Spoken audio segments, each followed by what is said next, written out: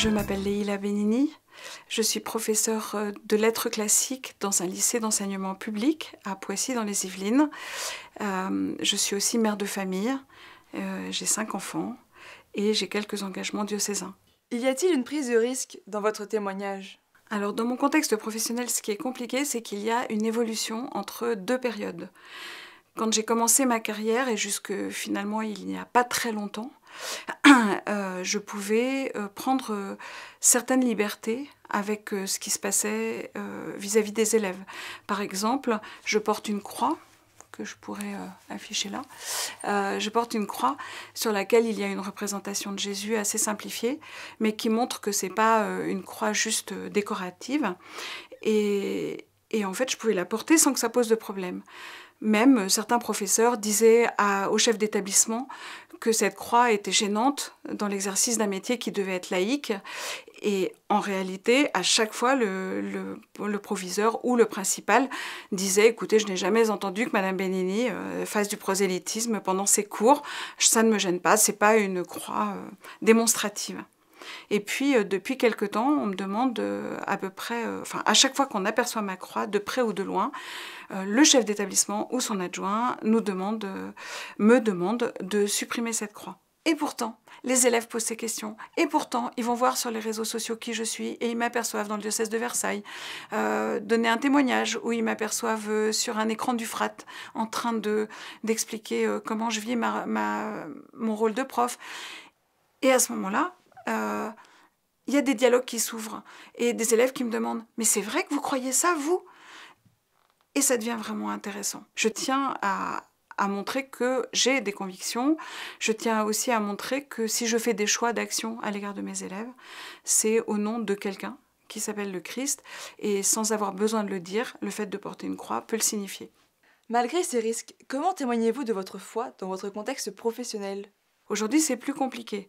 Du coup, en fait, comme professeur de lettres, je peux analyser des textes et Dieu sait que jusqu'au XXe siècle, il est tout le temps question de référence à la Bible, à l'Évangile, les tableaux, toutes les œuvres d'art peuvent faire des références. Donc c'est facile de parler au moins indirectement de ce qui m'intéresse ou de ce qui peut donner à ces élèves un élan de vie, une espérance, quelque chose de positif dans la façon d'analyser ce qui arrive, aussi bien le bien que la souffrance et le mal. Et aussi de répondre à des questions qu'ils soulèvent souvent. Ces questions qui prennent l'être humain tout entier. Qu'est-ce qui va se passer après la mort? D'où vient-on? Comment la création s'est-elle produite? Des choses, je ne suis pas spécialiste, je ne suis pas professeure de sciences de la vie et de la terre. Mais en utilisant les textes, en utilisant les œuvres d'art, on peut parler de ce qui fait qu'un chrétien peut penser qu'il y a d'abord un projet d'amour et un projet de vie infini. D'autre part, je suis professeure principale et donc j'essaye d'être complètement en cohérence avec ma foi, c'est-à-dire d'accompagner chaque élève d'une manière explicitement individuelle, complètement adaptée à chacun des élèves.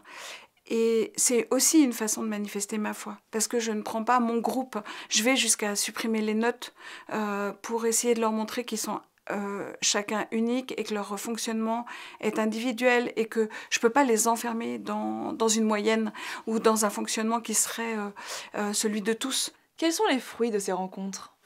Moi, de mon côté, ce que je vois, c'est qu'ils viennent sans aucune difficulté poser leurs questions. Tel élève qui, à une époque, il y a quelques années, a demandé le baptême et qui m'a demandé de marcher avec elle. On a beaucoup parlé de ce qu'elle vivait dans cette démarche qu'elle avait entreprise.